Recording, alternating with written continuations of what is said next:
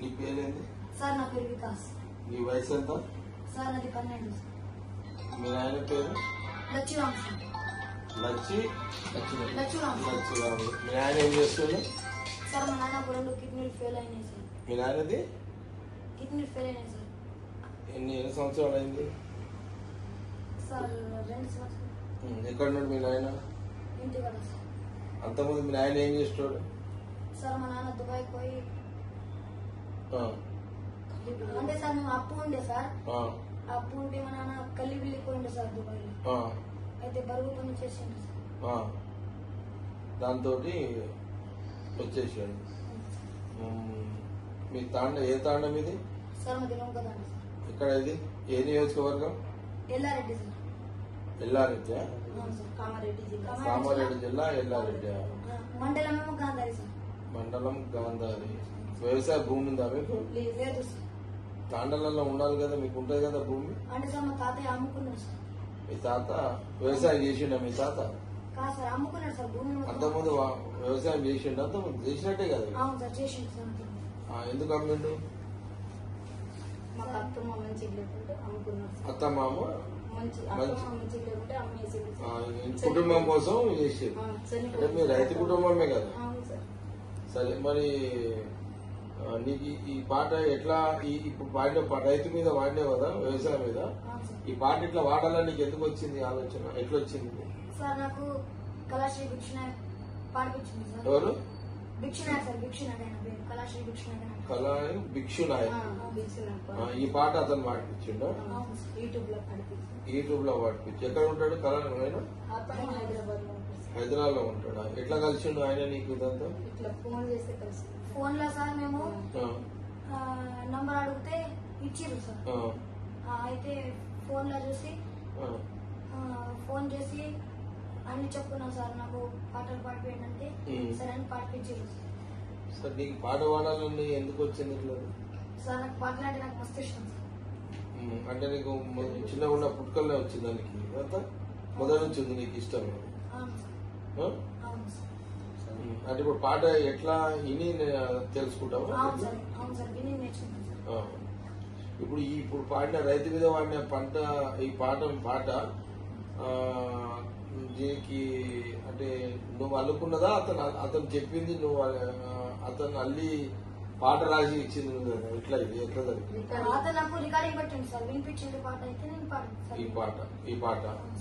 ఈ పాట ఇంతకుముందు ఎవరు వాడేరు? ఆయన వాడిండే? పాడలేదు సార్. ఆయన స్నేహ కోటి అని ఒక అన్నయ్య ఉండే సార్. ఆయనతోని భిక్షనాయక్ సార్ పాట రాపించారు సార్. వాళ్ళు పాట రాపించారు. అవును సార్. అంటే రేపు అనుకొని వచ్చిరా మీ రోజు? రేపు కలుస్తారని అనుకొని వచ్చినాం సార్. అంటే మేము ఫస్ట్ వచ్చినాం సార్. అయితే ఇట్లా ఆటోలు ఇట్లా చెప్పి ఇట్లా శనివారం వస్తారు సార్.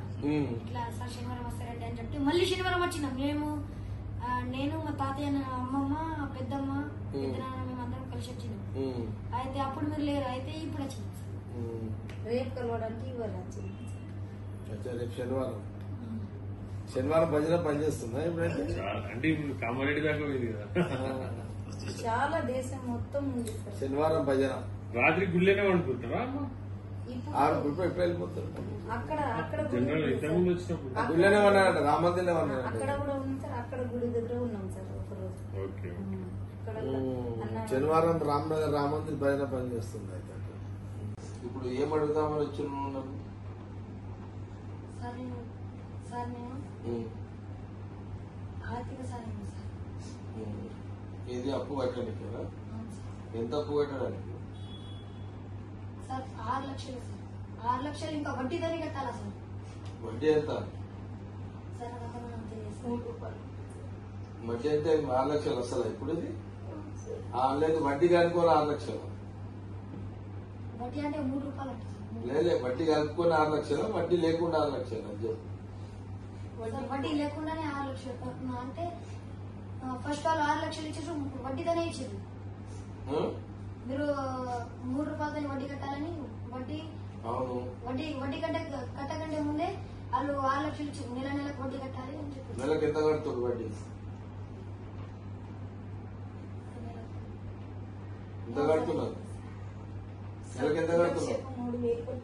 లక్షకు 3,000 అంటే 18,000. నెలకు 18,000 కడుతున్నా. ఎట్లా కడుతున్నాను? కొత్త అప్పు చేసుకుంటా కొత్త అప్పు అంటే కొత్త అప్పు తీసుకొని మిత్తిలు కడుతున్నారా? మరి ఏ ధైర్యంతో అప్పు అసలు అప్పు అంటే చేసేది అనుకో, ఎట్లా తీద్దామని నీ ఆలోచన అనుకున్నావు? సార్ అంటే సార్ అప్పు తీసుకొని మళ్ళీ ఇట్లా కడదామని అనుకున్నాం సార్. నేను చిన్నగా ఉన్నప్పుడు సార్ మా నాన్న మూడు జాగల జీతం ఉన్నాడు సార్. మా నాన్న మూడు ఊర్లలో జీతం ఉన్నాడు. మా నాన్న 3 ఊర్లలో జీతం ఉన్నాడు సార్ నా కోసం. నీ కోసం మీ నాయన ఏ ఊర్లలో ఉన్నాడు జీతం? అట్లా సార్ పడకల్, హాల్వాయి, 3 ఊర్లలో జీతం ఉన్నాడు. ఆ జీతం వచ్చిన పైసలతోటి వడ్డీ కడుతుంటాడు. ఇప్పుడు వడ్డీ ఎట్లా కడుతున్నారు వాళ్ళు? ఇప్పుడు ఏం లేదు సార్ కట్టడం. ఇప్పుడు సంఘంలోకి వెళ్ళి మొన్న 50,000 వడ్డీ కట్టడానికి ఇట్లా తీసుకుని పోతే పోయినాయి సార్. దొంగతనం చేసుకున్నాం సార్. పరిసే పోయినాయి సార్. ఆ 50,000 కూడా దొంగతనం అయింది. కేసు పెట్టింది. ఓ తల్లి అచ్చమ్మ నా తల్లి అచ్చమ్మ ముందు జరిగే వింతల్ని గనవమ్మ. ఓ తల్లి అచ్చమ్మ నా తల్లి అచ్చమ్మ నేను చెప్పేవన్నీ జరిగి తీరుతాయమ్మ. ఓ తల్లి అచ్చమ్మ నా తల్లి అచ్చమ్మ కలియుగము 5,000 ఏళ్ళైనాక ధర్మము నాశనం అయిపోతుందమ్మా. సల్ల కంటే కూడా కళ్ళు గొప్పదంటూ తాగేటి జనులే పెరిగిపోతారమ్మా. దేవుడే లేడను నాస్తికవాదులు దేశాన ఎక్కువైతారమ్మా. నిజమైన భక్తులే తగ్గిపోతారమ్మా. కపటదారులే పెరిగిపోతారమ్మా. సరే, ఆల్రెడీ తను పాటలు ఎస్టీ బంజారా పాటలు ఆల్రెడీ మేము వాళ్ళకు చూసినాము. ఇప్పుడే ఏమంటుందని యూట్యూబ్ లో చూసినాము. చాలా పాటలు పాడారు. అయినా అసలు అంటే అందరికి తెలుసు. విషయం ఏంటంటే ఇక్కడ రావడానికి ముఖ్య ఉద్దేశం ఏంటంటే దాదాపు 3-4 ఏళ్ల నుంచి వీళ్ళు ఒక 6 లక్షల అప్పు ఇతని కోసము. వీళ్ళ తండ్రికి 2 కిడ్నీలు ఫెయిల్ అయినాయంట. తండ్రి ఇంటికాడ ఉన్నాడు. తల్లి కూడా కొంత హెల్త్ బాగాలేదు. ఆమెకు కొంత బరువు ఎత్తలేదు తల్లి. ఇతనికి 4,000 ఇప్పుడు పెన్షన్ వస్తుంది. ఇతనికి 4-5 ఏళ్ళ నుంచి వీళ్ళు 6 లక్షల అప్పు, ఇంటి కోసం చేసిన అప్పు, వీళ్ళకు అవసరాలకు చేసిన అప్పు నెలకు ఇంట్రెస్ట్ కడుతున్నారంట. అది భారమైంది నెలకు. ఒక 4-5 నెలల నుంచి విత్తి కట్టలేకపోతున్నారు. వీళ్ళు వినాయక చవితి కంటే ముందు బహుశా ఇక అసలు నాకు అర్థం కాలేదు. అక్కడ మీకేటో తెలిసి నా దగ్గర రావాలని ఎవరు చెప్పారు?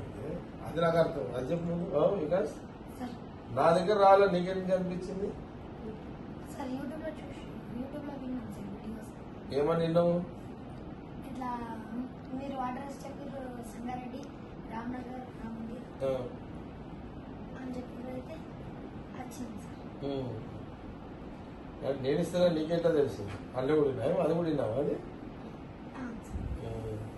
సరే, వినాయక చవితి కంటే ముందు వచ్చింది పిల్లలు. ఏదో ఒక శుక్రవారం వచ్చినట్టున్నాడు. శనివారం భజనకు వస్తారు కదా, ఆ రోజు కలుస్తాడని వచ్చింది. ఇద్దరు వచ్చింది.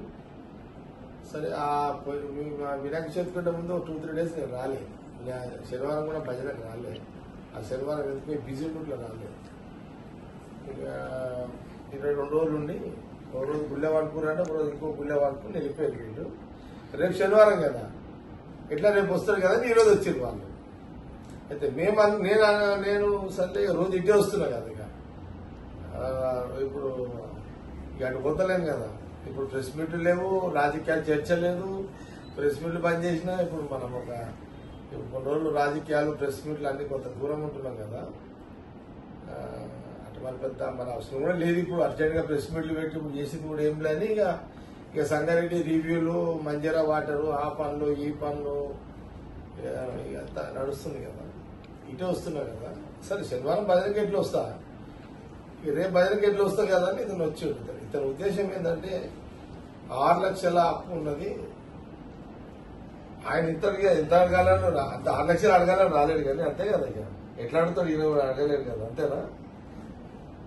సరే ఇక మనకింద అలవాటు కదా, ముందు రాగానే అసలు సమస్య ఏంది ఎంత అంత అడిగితే అతను ఇవన్నీ చెప్పాడు. చెప్పినప్పుడు సరే నేను అతని మాట కూడా ఇచ్చేసిన. సరే ఇప్పుడు కంఠం ఉంది, మంచి పాటలు పాడుతున్నాడు. అచ్చా ఇంకో ఇతను ఏమన్నాడంటే, బాగా ఇంటర్వ్యూ చేసినాం ఇప్పటిదాకా, వీడియోస్ కూడా ఉన్నాయి.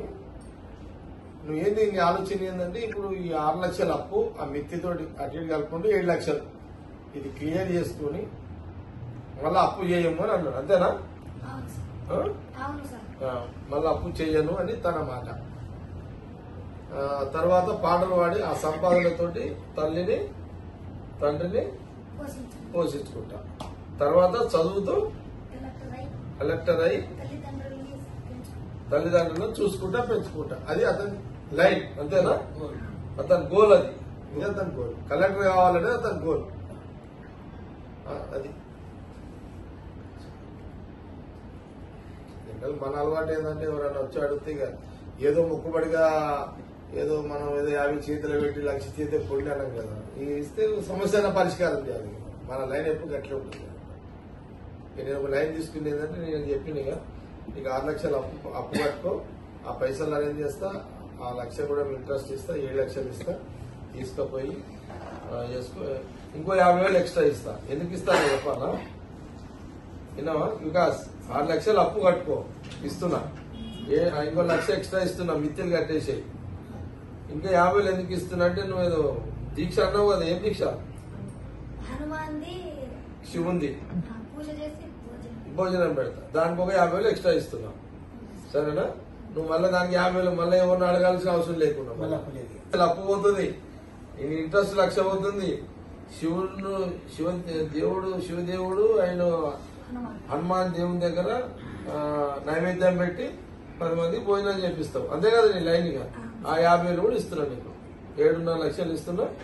ఇక జాగ్రత్తగా. అచ్చా ఇంకోటి, ఇక నీకు ఆ ఫోన్ కూడా ఇప్పించినా కదా, నువ్వు యూట్యూబ్ ఛానల్ సొంతంగా పెట్టుకునే ప్లాన్ చేయవు నువ్వు.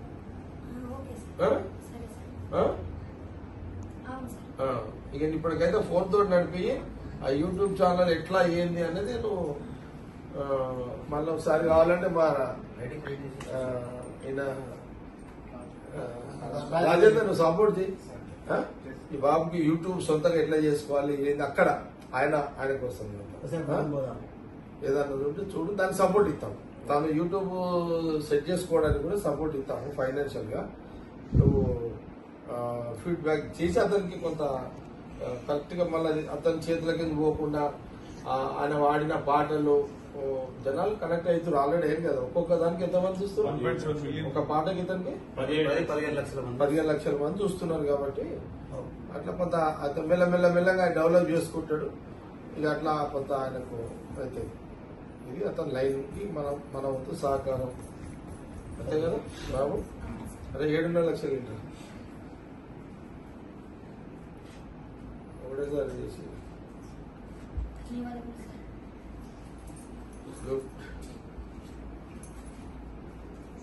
ఇంకొకటి సీఎం గారికి చెప్పి రేవంత్ రెడ్డి గారికి చెప్పి ఇందిరమ్మ ఇల్లు కావాలి నీకు చెప్పి ఇస్తాడు ఆయన, ఇస్తాడు. సరేనా. సీఎం రేవంత్ రెడ్డి గారికి చెప్తా, మీ లోకల్ ఎమ్మెల్యే కూడా చెప్తా. ఎవరు లోకల్ ఎమ్మెల్యే సాబ్ ఎవరు, మదన్ మోహన్ సాబ్ కూడా చెప్తా, ఓకేనా. మీ మదన్ మోహన్ సాబ్కి ఎమ్మెల్యే సాబ్కి చెప్తా, అంటే సీఎం రేవంత్ రెడ్డి సాబ్ కూడా చెప్తా. నీకు ఇందిరమ్మ ఇల్లు కూడా ఏర్పాటు చేపిస్తా. బాబు ఎంత 7.5 లక్షలు ఆయన జాగ్రత్తగా అప్పు కట్టుకో. మాట ఇచ్చిన వాళ్ళకి మళ్ళీ అప్పు చేయనని. అప్పులు ఎట్లుంటే నాకు తెలుసు, నాకు ఉన్నాయి అప్పులు. ఇదా అప్పులు నాకు కూడా ఉన్నాయి అప్పులు. తినేసుకున్నా ఆపిల్ వేసుకోవచ్చు. అది ఈ బ్యాగ్ పోయిన చోట పైలము బిడ్డ, నువ్వు చిన్నప్పుడే భగభగమంటే సూర్యుని పండనుకొని మింగవైనవు బిడ్డ, ఎక్కడ ఏముందో చూసుకుంటా మెదులు బిడ్డ.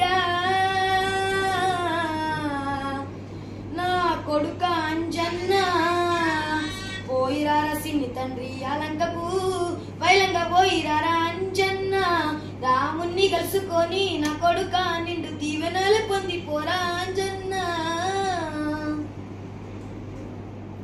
నా తండ్రి రామయ్య రామయ్య నన్ను దీవించి పంపవయ్యా రామయ్య, నా తండ్రి రామయ్య రామయ్య నన్ను దీవించి పంపవయ్యా రామయ్య.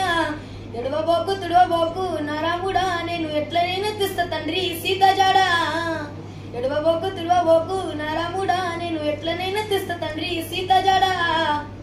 ప్రాణాలు పోయినా గాని పర్వాలేదు తండ్రి, నా తల్లి సీత కోసం నేను పోతున్న తండ్రి. రాక్షసులెదురైనా రెక్కుకుంటా పోతా, సడగట్టు రక్కసుల సెట్లతోనే కొడతా, సడగట్టు రక్కసుల సెట్లతోనే కొడతా. దొంగలవాను నీ పట్లను నరికి వస్తా, చక్కని లంకనంతా తుక్కు తుక్కు చేస్తా. కష్టాలేని ఎదురైనా కన్న తల్లి సీత, ఏడ ఉన్నా గాని జాడ నేను తెస్తా, ఏడ ఉన్నా గాని జాడ నేను తెస్తా. నీ కన్నలీలు చూడలేను రామయ్య, నా గుండె సెరుగులాయ తండ్రి రామయ్య.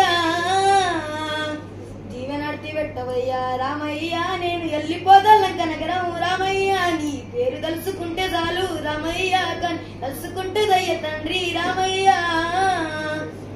అంజన్నా నువ్వు నా భక్తుడవు కాదు, నా కొడుకుతో సమానము. నువ్వు తలుసుకుంటే నీతోటి కాదంటూ ఎదిలేదు బిడ్డ. నా సీత జాడలు దేవాలంటే నువ్వు తప్ప ఎవరితో కాదు బిడ్డ. నా కొడుక అంజన్న పోయిరారా నాయి కొడుక అంజన్న, పోయిన చోట పైరమురా అంజన్న. పోయిరారా నాయి కొడుక అంజన్న, పోయిన చోట పైరమురా అంజన్న. ఆ రావణుని జోలికోకు అంజన్న, సీత జాడ చూసి నువ్వు రారా అంజన్న. జై జై హనుమా జయ హో హనుమా, కోటి వేల తండ్రి నీకు జయ జయలు పలుకుతుండ, సంత సముద్రాలు దాటి లంక చేరుకోవయ్య.